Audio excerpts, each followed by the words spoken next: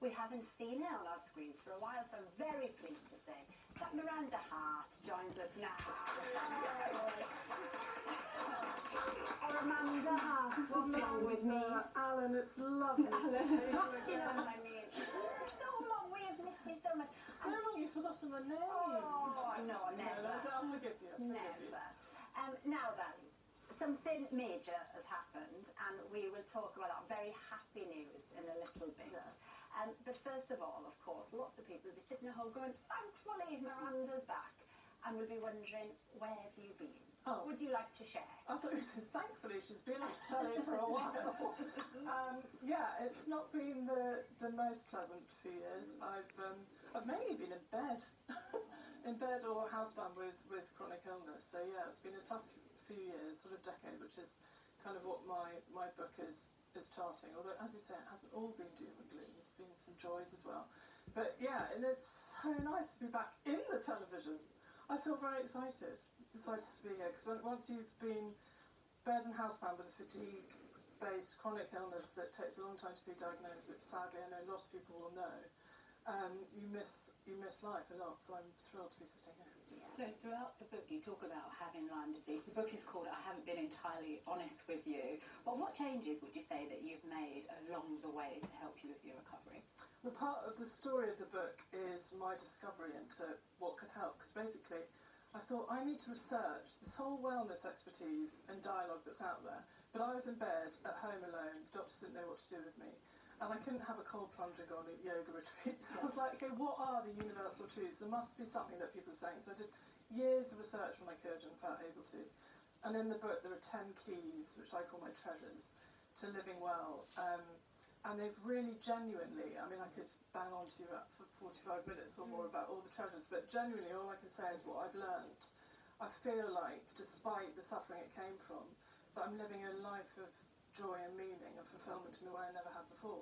I feel like I know who I honestly am in a way that I never knew I needed to, which is, yeah, just incredible. Now, as you say in the book, it's not all doom and gloom. There is that very difficult part, but there is something very joyful in it. I mean, so joyful, I nearly fell backwards into the chair. Would you like to share with the group the wonderful news? Yeah. Yeah, well, I can now swap this ring to the other side and say, someone put a ring on it.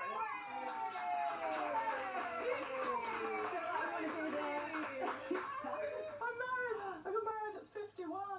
And it's just so lovely. I'd written Gary for on-screen Miranda, and it wasn't until I was 49 that I met my person, and I met him, and it's a little undercurrent in the book. I'm not going to reveal how we met, because that's a little bit of a twist. Is his name Gary? No. No. Just checking. Nor is it Tom Ellis. Okay. But yeah, he's my best friend. We have the best fun, and I'm just thrilled to be a young bride at 51. Oh, amazing. That is lovely, isn't it? What would be the one thing that you want readers to take away from the book then?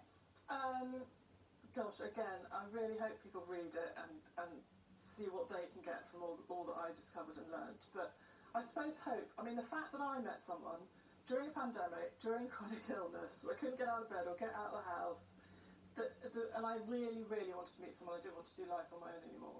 And I kind of admitted that to myself, and I tell that story in the book. The fact that I could meet somebody is not just some sort of rom-com story, but it's hope. And that's what I think. There is just, whatever situation you're in, that there is always hope. Things really do change. So that's the kind of, to link it to the love story.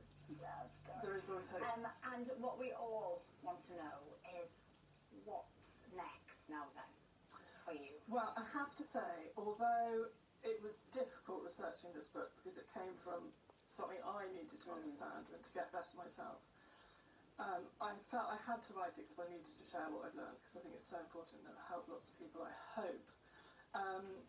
But I'm really keen to get back to some silliness now. I miss the studio floor, I miss laughter, and so I don't know, I don't have any ideas yet, they haven't sort of percolated through, but yeah, I miss fooling around. Oh, you wait, the phone tomorrow will be off the hook. Social media right now, we can't wait. We'll see. Brilliant.